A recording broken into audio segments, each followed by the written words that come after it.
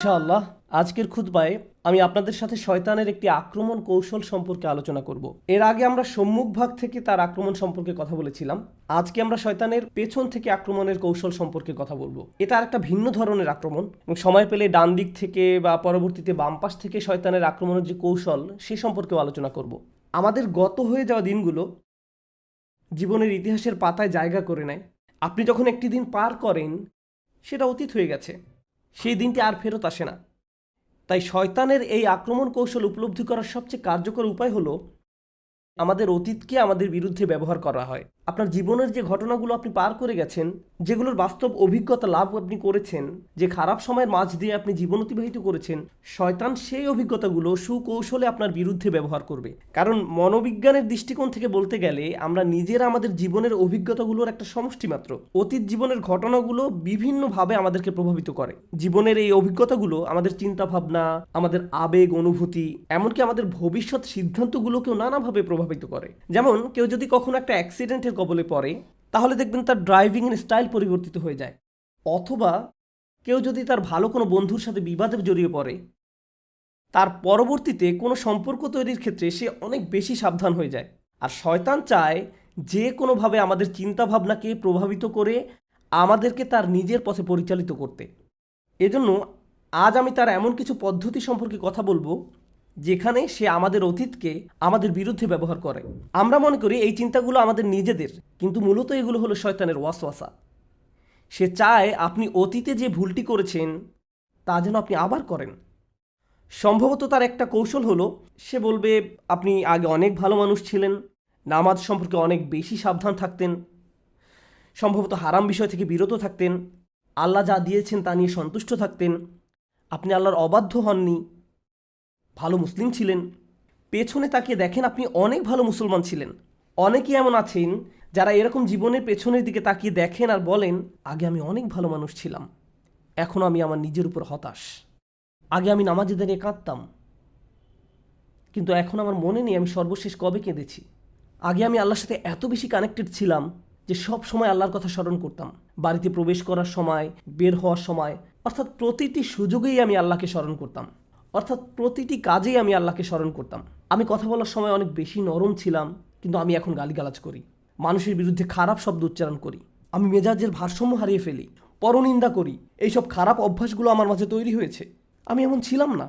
নিজেকে অন্য কারোর সাথে তুলনা করা এক ব্যাপার, আবার নিজেকে নিজের পূর্বের অবস্থার সাথেও তুলনা করা যায়। শয়তান তখন আপনার মনে ওয়াসওয়াসা দেয় সেই তুমি অনেক আগেই মরে গেছো, এখনকার তুমি আসল। সে চাইবে আপনি যেন নিজের উপর সম্পূর্ণ হতাশ হয়ে পড়েন।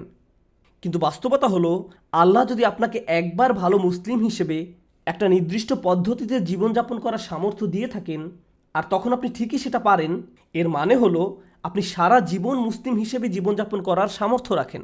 আপনি নিজেই তার প্রমাণ। কোনো কিছু যদি আপনি জীবনে একবারও সম্পাদন করতে না পারেন সেটা এক ব্যাপার। আপনি হয়তো বলেন আমি কখনোই এটা করতে পারিনি।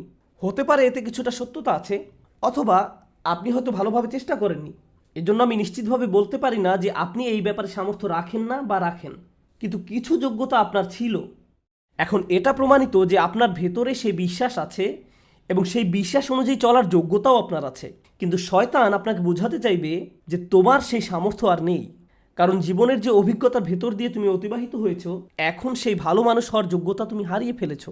অন্তত আধ্যাত্মিক দৃষ্টিকোণ থেকে বলতে গেলে ফিরে আসা সম্ভব নয়। হতে পারে ইমোশনাল অনেক ব্যাপার আছে যেখানে আর ফেরত যাওয়া সম্ভব নয়। কারো অন্তর হয়তো ক্ষতবিক্ষত হয়ে পড়েছে, আর এতে কোনো সমস্যা নেই, এটার নামই জীবন। যেমন কারো যদি বাচ্চা সন্তান মারা যায়, তাহলে এই ট্রমা থেকে বের হয়ে আসা সহজ নয়। সুতরাং হয়তো এমন অনেক ট্রমা এবং অভিজ্ঞতা রয়েছে যা সারা জীবনেও সেরে উঠবে না, কিন্তু শয়তান এটা ব্যবহার করে আপনাকে আবেগগত দিক থেকে নয়, বরং ধার্মিক দিক থেকে দূষিত করার জন্য, আল্লাহর সাথে আপনার সম্পর্ক নষ্ট করার জন্য। আপনার মনে এভাবে ওয়াসওয়াসা দিবে তুমি তো জীবনে অমুক অমুক খারাপ কাজ করেছো, এখন আর এই নামাজের মানে কি? তোমার নামাজ তো আর কবুল হবে না। সুতরাং এটা হলো শয়তানের এক ধরনের কৌশল, যার মাধ্যমে সে আমাদেরকে আল্লাহর পথ থেকে দূরে রাখে। আপনার মনে এভাবে ধারণা দেয় যে সেই ভালো দিনগুলো আর কখনোই ফেরত আসবে না। পেছন দিক থেকে শয়তানের আরেকটি আক্রমণ কৌশল হলো আপনার জীবনে যদি কোনো দুর্ঘটনা ঘটে থাকে, তখন হয়তো প্রশ্ন করতে থাকেন এটা আমার সাথে কেন ঘটলো। আপনি এই ধরনের ভয়ঙ্কর অভিজ্ঞতার ভেতর দিয়ে গত হয়েছি, আল্লাহ এই জীবনকে একটা পরীক্ষা হিসেবে তৈরি করেছেন, আর আমরা প্রত্যেকেই বিভিন্ন রকম পরীক্ষার মধ্য দিয়ে জীবন পার করছি। সহজ পরীক্ষা নয়। আপনি যখন অতীতের ওই ঘটনা নিয়ে চিন্তা করেন, মনে আপনি অনেক কষ্ট পান। এটা আপনাকে মানসিক দিক থেকে অবশ করে দিতে পারে। আপনি এতটাই অভিভূত হয়ে পড়েন যে আপনি ওই খারাপ ঘটনার মাঝেই বাস করতে থাকেন। শয়তানের একটি লক্ষ্য হলো আপনাকে সর্বদা সেখানেই রাখা, অতীতের মাঝে আপনাকে ডুবিয়ে রাখা। সে চায় আপনি যেন বারবার প্রশ্ন করতে থাকেন, আমার সাথে কেন এমন হলো, আমার সাথে কেন এমন হলো, হয়তো আমি অভিশপ্ত, হয়তো আমার মাঝে ভালো কিছু নেই, হয়তো এই জন্যই আল্লাহ আমার উপর রাগান্বিত, এজন্যই তিনি আমার সাথে এমনটি ঘটতে দিয়েছেন। তো আপনি এরকমভাবে দুঃখ সহ ওই ঘটনার মাঝেই বসবাস করতে থাকেন, এবং যেখান থেকে আল্লাহ আপনাকে বের করে এনেছেন। কিন্তু শয়তান আপনাকে সেখান থেকে বের হতে দিতে চায় না। সে চায় আপনি যেন সেই হতাশার মাঝেই ডুবে থাকেন, কারণ সে চায় আপনি যেন তার মতো আল্লাহর ব্যাপারে হতাশ হয়ে পড়েন, অথবা সে আশাহীন, তার পক্ষে আর ফিরে আসা সম্ভব নয়, বা আল্লাহ এমনকি তাকে ঘৃণা করেন। তাই আমরা যদি অতীতের কোনো দুর্ঘটনা নিয়ে সব সময় চিন্তা করতে থাকি, তাহলে হয়তো শুধু মানুষের প্রতি নয়, এমনকি আল্লাহর প্রতিও আমরা অসন্তুষ্ট হয়ে পড়তে পারি। কেন তিনি আমার সাথে এমন করলেন, আমার সাথে তো এমনটা ঘটার কথা ছিল না। আপনি যদি নবী রাসূলদের দুঃখ কষ্টের দিকে তাকান, তাহলে একটা বিষয়ের মূল্য বুঝতে পারবেন। আল্লাহ কোরআনে যেসব নবীদের কথা বলেছেন, তারা প্রচুর দুঃখ কষ্টের মাঝে জীবন পার করেছেন। এমনকি নবী হওয়ার পূর্বেও তাদের জীবন কঠিন, সমস্যাপূর্ণ ছিল। আমাদের রসুল সাল্লাল্লাহু আলাইহি সাল্লামের জীবনের দিকে লক্ষ্য করুন। তিনি শিশুবেলায় পিতামাতাকে হারিয়েছেন। এরপর বিভিন্ন জনের অভিভাবক করতে তিনি বেশ কয়েকবার বদলি হয়েছেন। প্রতিবার যখন কেউ তার দায়িত্ব গ্রহণ করত, কিছুদিন পর তার মৃত্যু ঘটত। তারপর তাকে অন্য কারো অভিভাবকত্ব গ্রহণ করতে হতো।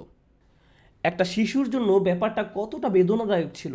আবার একজন পিতার জন্য সন্তান হারানোর বেদনা কতটা কষ্টের। আমাদের রসুল সাল্লাল্লাহু আলাইহি সাল্লাম সন্তান হারানোর কষ্টও অনুভব করেছেন। তাই এমন চিন্তা যদি আমাদের কারো মাথায় আসে যে আমার সাথে কেন এমন হলো, অথবা আমার ছেলেকে কেন এভাবে মরতে হলো, প্রতিবার যখন অন্য কারো সন্তানকে সুস্থ সবল অবস্থায় দৌড়াদৌড়ি করতে দেখেন, সাথে সাথে নিজের হারানো সন্তানের কথা মনে পড়ে যায়। জীবনে যদি এই ধরনের কষ্টদায়ক অভিজ্ঞতাসমূহ পার করে থাকেন, তাহলে মনে রাখুন এমন কষ্টকর অভিজ্ঞতা এমনকি আল্লাহ নবী রাসূলদেরকেও পেতে হয়েছিল। কষ্টকর অভিজ্ঞতাগুলো প্রমাণ করে না যে আমাদের উপর আল্লাহর অভিসম্পাত রয়েছে। আপনি কষ্টকর অভিজ্ঞতার ভেতর দিয়ে যাচ্ছেন কারণ আল্লাহ আপনার উপর ক্রুদ্ধ, তাই শাস্তি দিচ্ছেন। ব্যাপারটা এমন নয়। এই পৃথিবীতে বসবাস করা শ্রেষ্ঠতম মানুষদের কেউ কেউ খুবই বেদনাদায়ক জীবন পার করেছেন, জীবনে খুবই কঠিন সমস্যায় পড়েছিলেন। আর এটা এজন্য ঘটেনি যে আল্লাহ তাদের ভালোবাসতেন না। পৃথিবীর এই জীবনকে সমস্যা সংকুল করেই তৈরি করা হয়েছে। শয়তানের লক্ষ্য হলো আমাদের জীবনে খারাপ কিছু ঘটলে তার জন্য কোনো না কোনোভাবে আল্লাহকে দোষারোপ করা, কোনো না কোনোভাবে আল্লাহকে দোষারোপ করা। কেন? কারণ তার ক্ষেত্রে এমনটাই ঘটেছিল। ফাবিমা আগুয়াইতানি, সে আল্লাহকে দোষ দিয়েছিল। শয়তান সিজদা করতে অস্বীকার করে, তারপর তাকে তাড়িয়ে দেওয়া হলো। সে তৎক্ষণাৎ আল্লাহকে দোষ দেয়, আর সে চায় আপনিও যেন এই পথ অনুসরণ করেন। এভাবে সে আপনার জীবনের কষ্টকর অভিজ্ঞতাগুলোকে কাজে লাগিয়ে আপনাকে আল্লাহর কাছ থেকে দূরে ঠেলে দিতে চায়। তার আরেকটা আক্রমণ কৌশল হলো, আমাদের কেউ কেউ হয়তো অতীতে পাপে নিমজ্জিত ছিলেন। আপনার হয়তো এমন কোনো বন্ধু বা প্রেমিক প্রেমিকা ছিল যে আপনাকে পাপের পথে নিয়ে যেত, যার দরুন বারবার পাপে জড়িয়ে পড়তেন। তারপর আল্লাহর নিকট তওবা করলেন, সেই বন্ধুত্বগুলো ছিন্ন করলেন, প্রেমের সম্পর্কটা ছিন্ন করলেন। তাদের পাপের জন্য তারা দায়ী এবং আল্লাহ তার বিচার করবেন। কিন্তু আপনার কাজের জন্য আপনি দায়ী হবেন, এবং এজন্যই আপনি সিদ্ধান্ত নিলেন আমার সেই বন্ধুরা অতটা খারাপ নয়, কিন্তু আমি জানি আমি যদি তাদের সাথে থাকি বা তাদের আশেপাশে থাকি, তাহলে আমি খারাপ কাজে জড়িয়ে পড়তে পারি। আপনি আপনার নিজের জীবনের দিকে তাকালে বুঝতে পারবেন এই মানুষগুলো কারা। আগে আপনার জীবনে হয়তো এমন মানুষ ছিল যারা আপনাকে পাপের পথে টেনে নিয়ে যেত, বুঝে হোক অথবা না বুঝে হোক। এমনকি হয়তো এটা তাদের দোষ নয়, এটা আপনার নিজের দুর্বলতা। আপনি ব্যাপারটা শনাক্ত করতে পারলেন। আমি যতবারই তাদের নিকট গিয়েছি ততবারই কোনো না কোনো পাপে জড়িয়েছি। এভাবে আর চলতে পারে না। এই জন্য নয় যে আমি তাদের ঘৃণা করি বা তাদের চেয়ে আমি উত্তম বা আমি তাদের কষ্ট দিতে চাই, এই জন্য নয়। বরং এর মূল কারণ হলো আমি নিজেকে রক্ষা করতে চাই, আমি এর থেকে নিজেকে বের করে নিতে চাই। শয়তান তখন আপনার মনে ওয়াসওয়াসা দিবে, হেই, তুমি কি তোমার বন্ধুদেরকে মিস করো না? ওই আড্ডাটা মিস করো না? এই মজাটা মিস করো না? সে চাইবে আপনি যেন আগের মতো হয়ে যান, একেবারে আগের মতো। একইভাবে অনেকে আক্ষরিক অর্থেই ভয়ঙ্কর পাপ ছেড়ে দিয়েছিল। তারা মদ পান করা ছেড়েছে, ড্রাগ ছেড়েছে, জেনা ব্যভিচার ছেড়েছে, এরকম ভয়ঙ্কর ভয়ঙ্কর পাপ ছেড়েছে, দূরে সরে গিয়েছে। কখনো কখনো শয়তান এসে আপনাকে খোঁচা দিয়ে বলবে, হেই, তোমার তো এখন কঠিন সময় যাচ্ছে, আগের মতো হয়ে যাও। সব সময়ের জন্য না, আরে এই সপ্তাহটা তো তোমার জন্য অনেক কঠিন ছিল, এই মাসটা তো অনেক কঠিন ছিল, কিছু সময়ের জন্য আগের মতো হয়ে যাও। আর আপনি জানেন তখনকার ফিলিংসগুলো কেমন ছিল। আরবিতে একটা প্রবাদ আছে, নিষিদ্ধ সব কিছুই আকর্ষণীয়। যদিও আমরা দিনের পথে ফিরে আসার পর অতীত পাপ নিয়ে সব সময় অনুশোচনা করি, সেই পাপগুলো আবার করার কথা চিন্তাও করতে পারি না এবং সেগুলোকে ঘৃণা করি, কিন্তু দিন শেষে আমরা সবাই মানুষ, আর মানুষের প্রবৃত্তির কামনা বাসনা থাকবে, এটাই স্বাভাবিক। শয়তান আমাদের এই দুর্বলতাকে তার নিজের নিয়ন্ত্রণে নিতে চায়। সে আপনাকে পথ ভ্রষ্ট করতে চাইবে। সে বলবে, কত সুন্দর মৌজ মাস্তিতে মেতেছিলে, জীবন কত সহজ ছিল, এখন তুমি কেন নিজেকে এত সব আনন্দ থেকে বঞ্চিত করছো? কেউ তো আর জানবে না, আগের অবস্থা ফেরত যাও। সে এভাবে আপনাকে আক্রমণ করবে, পেছন থেকে আপনাকে টানতে থাকবে। আমাদেরকে এই সম্পর্কে সতর্ক থাকতে হবে। এর সাথে ডান দিক থেকে শয়তানের আক্রমণের একটা ব্যাপার বোঝার চেষ্টা করুন। শয়তান প্রথমে আমাদেরকে সরাসরি পাপ করতে নাও বলতে পারে, এটা গুরুত্বপূর্ণ। শয়তান আমাদেরকে সরাসরি পাপ করতে নাও বলতে পারে। শয়তান চায় আমরা যেন প্রথম পদক্ষেপটা গ্রহণ করি। গন্তব্য যদি হয় 1000 মাইল দূরে, আর আপনি শুধু প্রথম পদক্ষেপটা গ্রহণ করছেন, আপনার কাছে মনে হবে না যে কোনো অগ্রগতি হলো, কোনো ক্ষতি আপনি অনুভব করবেন না। ধরুন 100 ফিট দূরে একটা আগুন জ্বলছে, এখন আগুনের দিকে এক পা এগুলো কি বেশি গরম লাগবে? না, আমি তো পুড়ে যাইনি, আমার খারাপ কিছু ঘটেনি, আমি তো পুড়ে যাইনি, এক পদক্ষেপে কোনো ক্ষতি হয়নি। এখন কেউ যদি এসে বলে, এই তুমি তো আগুনের দিকে এগিয়ে যাচ্ছ, তো কি হয়েছে, আমি কি আগুনে হাত দিয়েছি, এতে তো কোনো সমস্যা নেই। এভাবে শয়তান আপনাকে বোঝাবে এক কদমে কোনো সমস্যা নেই।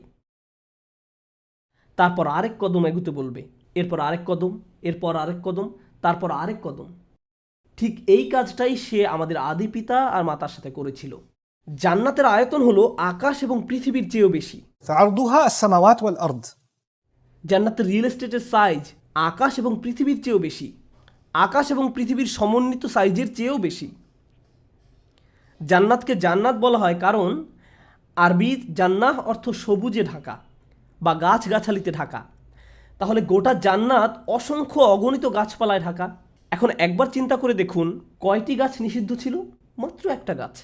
অসংখ্য অগণিত গাছের এক মহাবিশ্বে মাত্র একটি গাছ যেহেতু নিষিদ্ধ ছিল, এর থেকে দূরে থাকা তো সহজ হওয়ার কথা ছিল, সম্ভবত খুঁজেই পাওয়া কষ্টকর হওয়ার কথা, কারণ মাত্র একটা গাছ।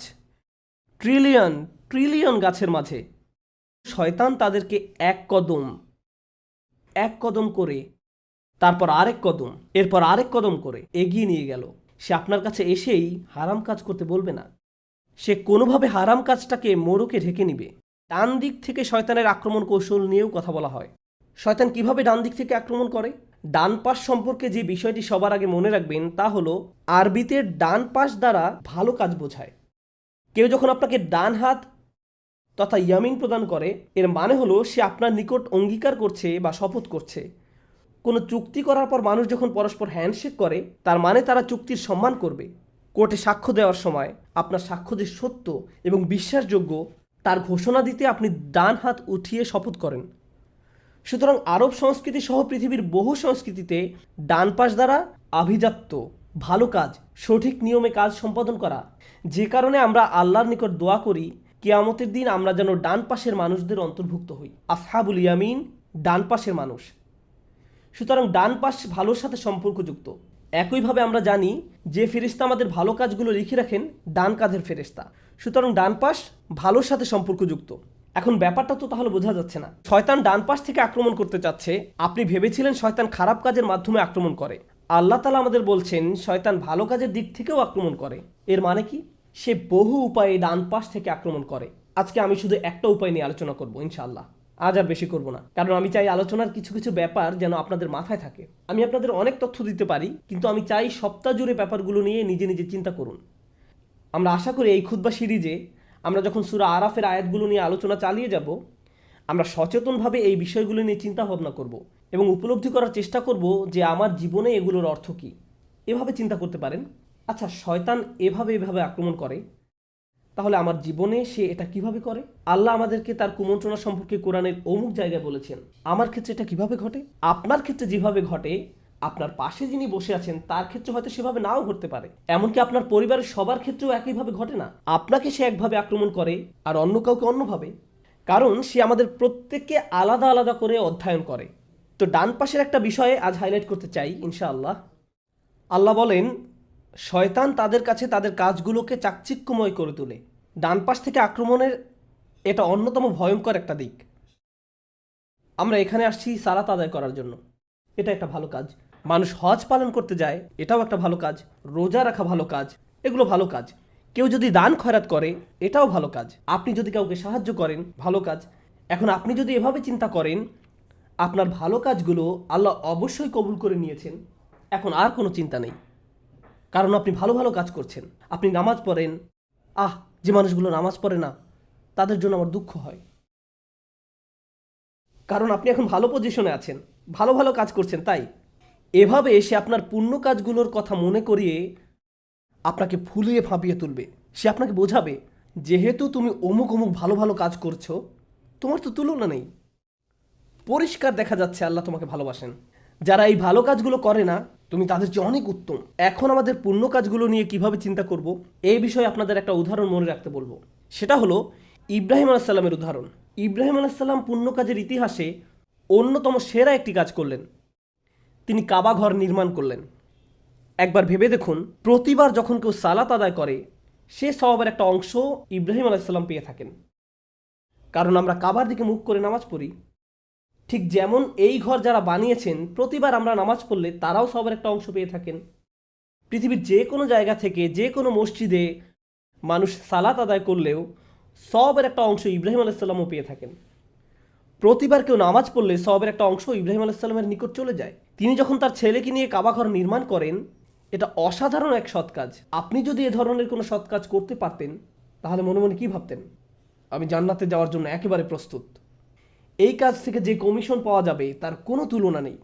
ইব্রাহিম আলাইসাল্লাম আল্লাহর কাছে কি দোয়া করেছিলেন? তিনি দোয়া করেছিলেন, রব্বানা তাকাব্বাল মিন্না ইন্নাকা আনতাস সামিউল আলিম। হে আমাদের রব, আমাদের নিকট থেকে কবুল করুন। মনে হয় যেন এই কাজটি যথেষ্ট কিনা তার ব্যাপারে তিনি আত্মবিশ্বাসী নন। হয়তো কোনো একটি ইটের টুকরা ঠিকভাবে ফিট হয়নি। আমার নিয়ত হয়তো যতটা নিখুঁত হওয়া দরকার ছিল ততটা নিখুঁত হয়নি। আমি হয়তো কাজ করার সময় একবার দুইবার অলস হয়ে পড়েছিলাম। এভাবে তিনি নিজেকে প্রশ্ন করতে থাকেন। তিনি এভাবে বলেননি, ইয়া আল্লাহ, আমাকে এই কাজের সুযোগ দেওয়ার জন্য আপনাকে ধন্যবাদ, এখন আমার আর কোনো চিন্তা নেই। এমন কিছু তার জন্য ছিল না। তিনি ভালো কাজ করার পর অলস হয়ে পড়েননি। তিনি উদ্বিগ্ন ছিলেন এবং আল্লাহর কাছে ভিক্ষা করেছেন, দয়া করে আমাদের কাছ থেকে গ্রহণ করুন। যখন আমি আর আপনি জুমার সালাত আদায় করি, সালাত শেষে আমরা কতটুকু নিশ্চিন্ত থাকতে পারি যে ফেরেশতারা এই সালাতকে নিখুঁত একটি সৎ কাজ হিসেবে আমাদের আমলনামায় লিখেছেন? নাকি আমাদের মন নামাজের সময় অন্য কোথাও হারিয়ে গিয়েছিল? নাকি নামাজ পড়ার সময় আমরা আরও 20-22 রকমের জিনিস নিয়ে চিন্তা করেছিলাম? সালাত আদায় করার সময় আমরা যে আরও কত কি করি, আমাদের নামাজ কতটা ত্রুটিপূর্ণ। এখন আমি আপনি যদি এভাবে চিন্তা করি, ভাই আজকে আমি জুমা পড়তে গিয়েছিলাম, আমি এমনকি আজানের আগেই মসজিদে গিয়ে হাজির হয়েছি, কি মনে হয় আপনার কাছে? আমার তো মনে হয় আমার জান্নাতের ভিআইপি টিকিট পাওয়া উচিত। সিরিয়াসলি, একেবারে কাজের কাজ করে ফেলেছি। আমাদের মনোভাব এমন হতে পারবে না। রোজা বা হজ পালন করার পরেও এই ধরনের মনোভাব থাকতে পারবে না। অন্য ইবাদত বা অন্য যে কোনো ভালো কাজের ক্ষেত্রেও এটা সঠিক মনোভাব নয়। নিজের ভালো ভালো কাজগুলোর কথা বারবার স্মরণ করা যাবে না, বরং আল্লাহর কাছে করজোরে মিনতি করুন, তিনি যেন আমাদের পুণ্য কাজগুলোকে কবুল করে নেন।